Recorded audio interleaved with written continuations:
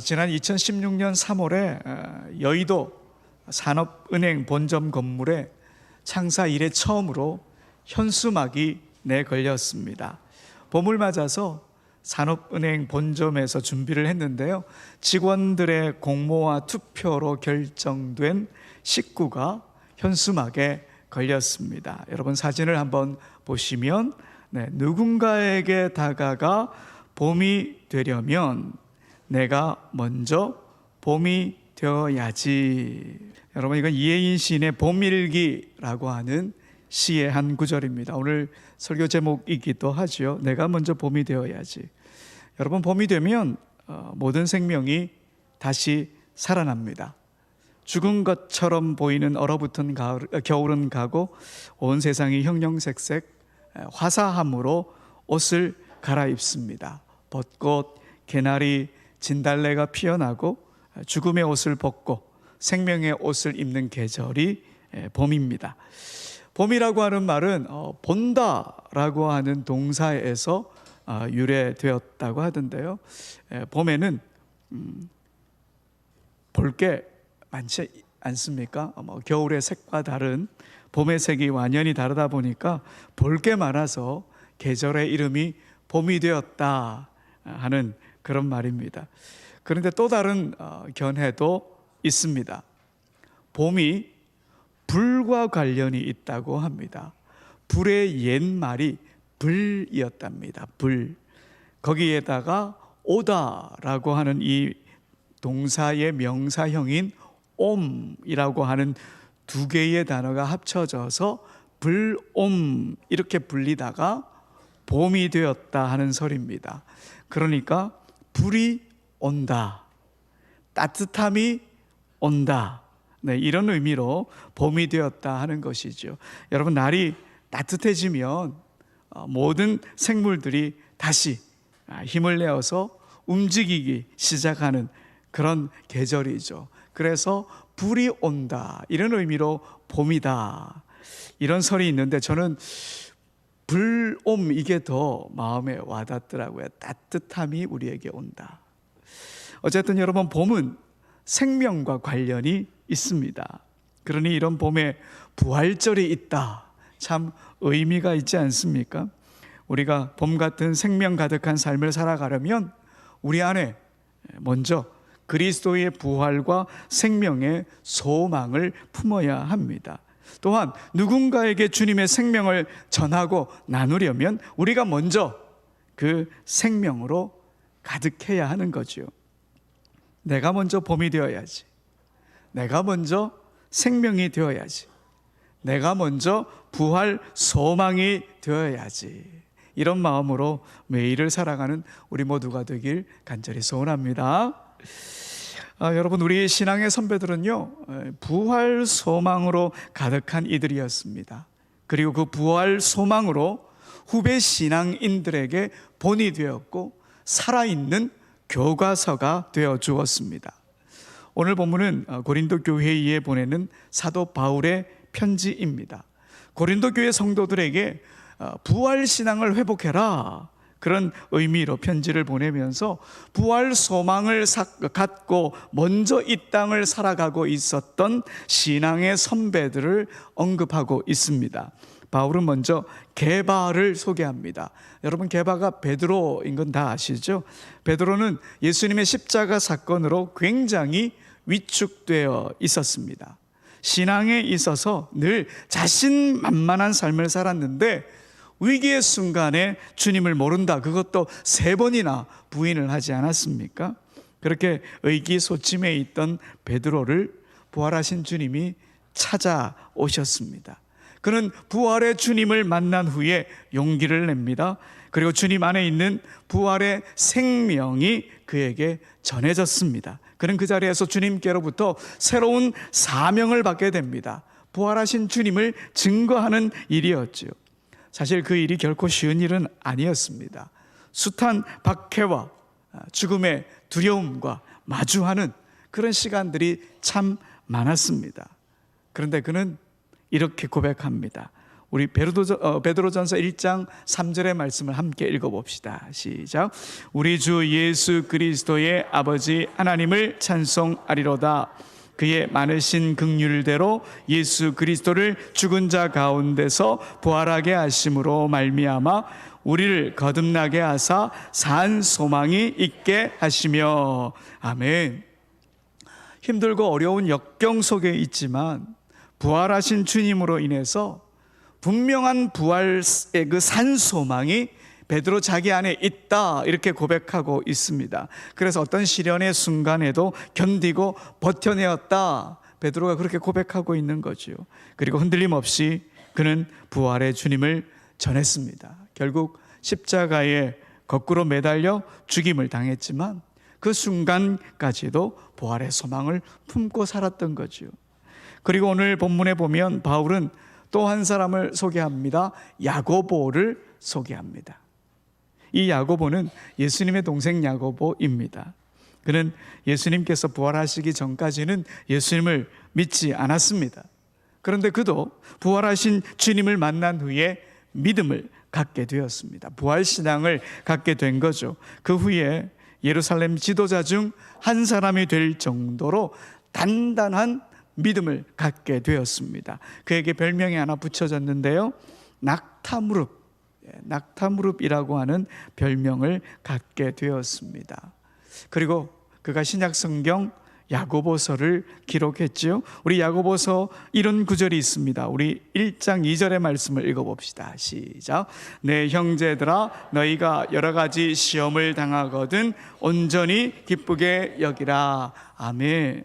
여러분, 시험을 만나고 고난을 만나면 우리가 쉽게 기뻐할 수 없지요. 그런데 야고보가 이렇게 말할 수 있었던 이유가 무엇일까요? 바로 주님의 부활을 믿었기 때문입니다. 그는 부활의 소망을 갖고 온전히 기뻐하는 신앙인이 되었습니다. 부활하신 주님이 살아계셔서 오늘 나와 함께하고 있다, 그러니 어떤 시험에도 나는 기쁨이 된다, 그렇게 고백했지요. 역사에 보면 이 야고보는 주후 62년경에 돌에 맞아 죽는 투석형을 받아 순교했다, 그렇게 전해지고 있습니다. 이렇게 고난 중에도 기뻐하자 고백했던 야고보는 부활의 소망을 안고 있었습니다. 그리고 바울은 오늘 본문에서 마지막으로 바울 자신을 소개합니다. 오늘 본문 8절에 보면요, 바울은 자신을 만삭되지 못해 태어난 팔싹둥이다, 그렇게 표현하죠. 우리 한번 읽어볼까요? 고린도전서 15장 8절입니다. 시작. 맨 나중에 만삭되지 못하여 난 자 같은 내게도 보이셨느니라. 아멘. 여러분, 만삭되지 못해서 태어났다, 이 말은요, 원래 뜻이 뭐냐면 상하게 된 나뭇가지, 이런 뜻입니다. 상하게 된 나뭇가지. 만삭되지 못했다, 이 말은 뭐냐면 혐오스러운 나뭇가지, 잘라버리게 될 정도로 형편없는 나뭇가지, 이런 의미입니다. 그러니까 바울은 자신을 없었으면 좋겠다고 여겨지는 사람, 죽어도 아무도 모를 그런 볼품없는 사람, 이렇게 말하고 있는 거죠. 그런데 그런 바울에게 부활의 예수님께서 찾아오셨습니다. 예수님을 따르는 많은 이들의 생명을 죽이고 빼앗는 일을 했던 그에게 진정한 생명의 빛이신 주님이 찾아오셨습니다. 죽음의 들판같이 얼어붙어 있는 그의 심령 속에 부활의 주님의 생명의 온기가 전해졌습니다. 그도 부활의 기쁨을 맞이하게 된 거지요. 생명의 꽃을 피우게 되었습니다. 그 기쁨을 많은 사람들에게 전했지요. 하지만 여러분, 이 복음의 현장들이 녹록지 않았습니다. 숱한 어려움이 도사리고 있었고, 유대인들의 공격과 박해가 있었고, 이방인과 기존 성도들의 오해를 받아야 했습니다. 용기가 꺾일 때도 있었습니다. 감옥에 갇히기도 했고, 돌에 맞아 죽을 뻔하기도 했고, 채찍에도 많이 맞았습니다. 그렇지만 박해와 죽음의 문턱에서 그는 부활하셔서 살아계신 주님을 끝까지 붙잡고 이렇게 고백했습니다. 고린도전서 15장 30절에서 32절의 말씀입니다. 메시지 성경인데요, 제가 한번 읽어보겠습니다. 내가 이토록 위험한 일에 목숨을 거는 이유가 무엇이겠습니까? 나는 살면서 하루도 빠짐없이 죽음과 직면합니다. 여러분은 내가 부활하신 메시아 예수께서 보증해 주신 여러분의 부활과 나의 부활에 대한 확신도 없이 이 일을 하고 있다고 생각합니까? 여러분은 내가 에베소에서 나의 최후가 되지 않기를 바라면서 사나운 짐승들과 싸울 때 그것이 단지 영웅처럼 행동하려고 한 것에 불과하다고 생각합니까? 결코 그렇지 않습니다.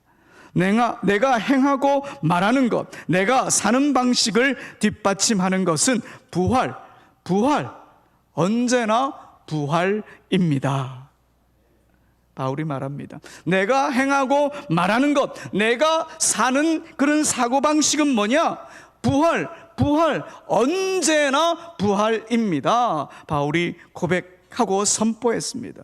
그는 인생의 봄, 여름, 가을, 겨울 모든 순간이 부활의 주님과 이어져 있고 흔들림 없이 내가 부활신앙으로 무장되어 있다, 이렇게 고백하고 있는 거지요. 여러분, 이런 고백을 했는데 고린도 교회 성도들은 어떻게 반응을 했을까요? 그의 이런 강력한 고백에 부활의 주님 앞으로 고린도 교회 성도들이 분명히 나오지 않았을까요?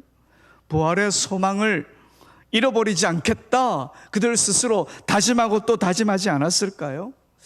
저는 참 고린도 교회가 참 멋진 신앙의 선배를 가졌다, 참 멋진 신앙의 스승을 만났다, 그런 생각이 듭니다. 평양신학교 교장을 지냈던 최필근 목사님의 이야기입니다. 최 목사님은 한학과 동양학은 물론 해박한 신학과 철학을 겸비한 신학자였습니다. 당시 숭실학교가 낳은 3대 천재 중에 한 명이다라고 할 정도로 머리가 비상하고 실력도 대단했다고 합니다. 최 목사님의 호가 편운이었습니다. 조각편자의 구름운자, 조각구름이라고 하는 뜻이죠. 여러분, 열왕기상 18장에 보면 엘리야 선지자가 오랜 가뭄을 끝내기 위해 하나님께 간절히 기도합니다. 그때 바다 저편에서 정말 손바닥만한 구름이 일어났고 곧 온 땅에 비가 내리기 시작했습니다. 이 손바닥만한 이 구름을 빗대어서 자신의 호를 편운, 이렇게 정한 것이지요. 이 땅에 가뭄과 고난을 끝내고 하나님의 은혜와 시작을 알리는 작은 증인으로 살아가고자 하는 그런 간절한 마음을 담아서 자기 호를 편운이다 정한 겁니다. 그런데 본래 이 최 목사님은요, 철저한 유교 가정에서 자랐습니다. 아주 어릴 때부터 유교 경전에 심취했습니다.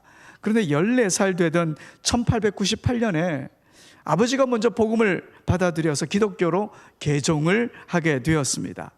당시 소년 최필근의 심정은 아버지를 이단에게 빼앗긴 것 같은 슬픔으로 가득했습니다. 개종하기 이전에 그의 아버지는 600권이 넘는 책을 쌓아놓고 공부했던 유학자였습니다.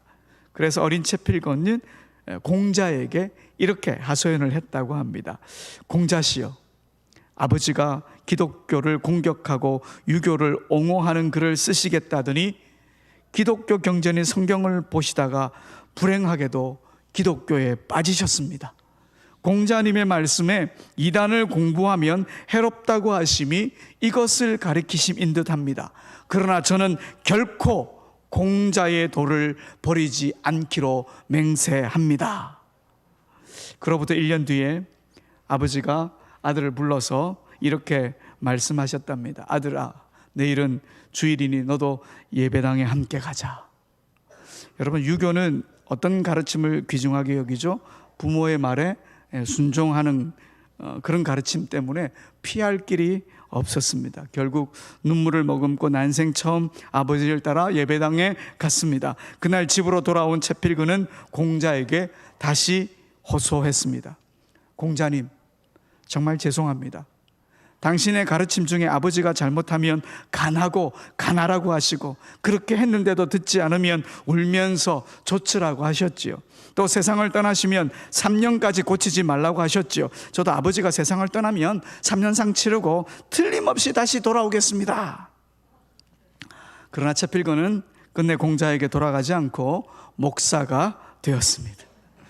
훗날 채필건 목사님께서 비교 종교론이라고 하는 책을 펴내셨는데, 그 책 머릿말에 이런 내용의 글을 쓰셨습니다. 다시 공자에게로 돌아오겠다던 맹세를 지키지 못해 미안합니다. 그러나 나는 공자가 살아계시다면 반드시 기독교에서 유교로 돌아갈 것입니다.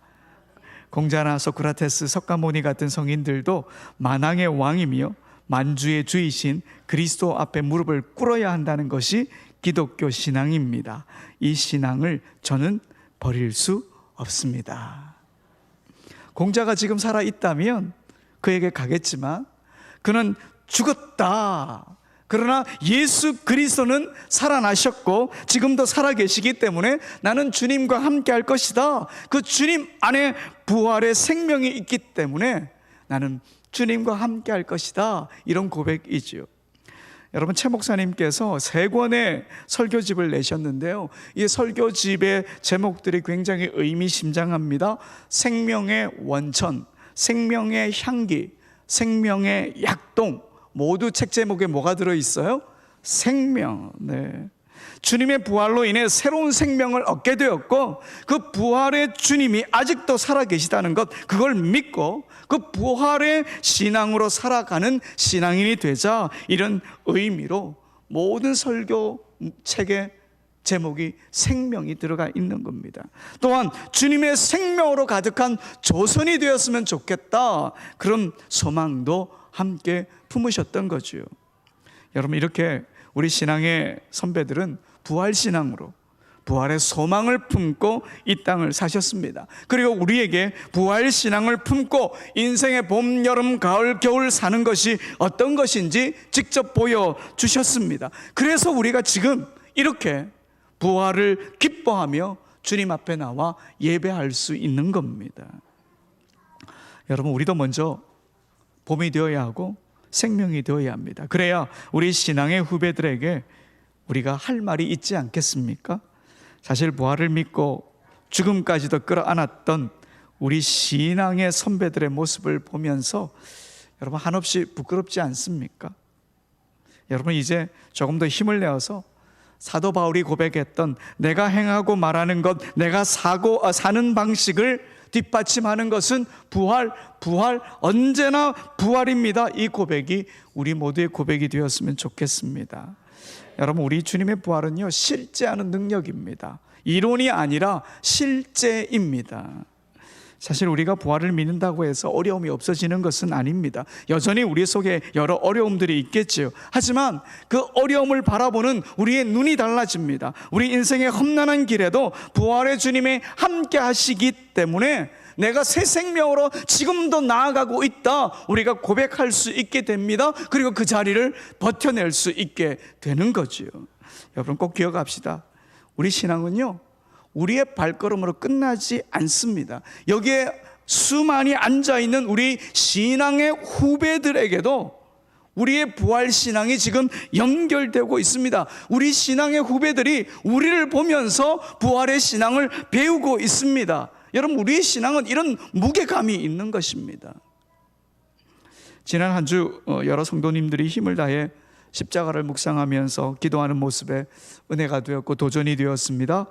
마음을 담아 감사를 드립니다. 약속의 십자가, 용서의 십자가, 구원의 십자가, 사명의 십자가, 승리의 십자가, 그 십자가가 부활로 이어졌고 참 생명의 열매를 맺게 되었습니다.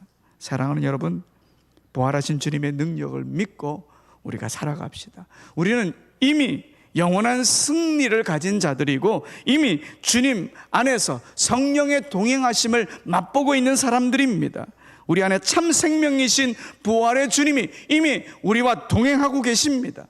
우리가 그 믿음을 갖고 부활의 신앙인다운 삶을 살아가고 우리의 신앙이 후배들에게 이어지기를 간절히 바라는 마음으로 우리의 삶의 자리에서 부활을 노래하며 살아가는 우리 모두가 되길 간절히 소원합니다.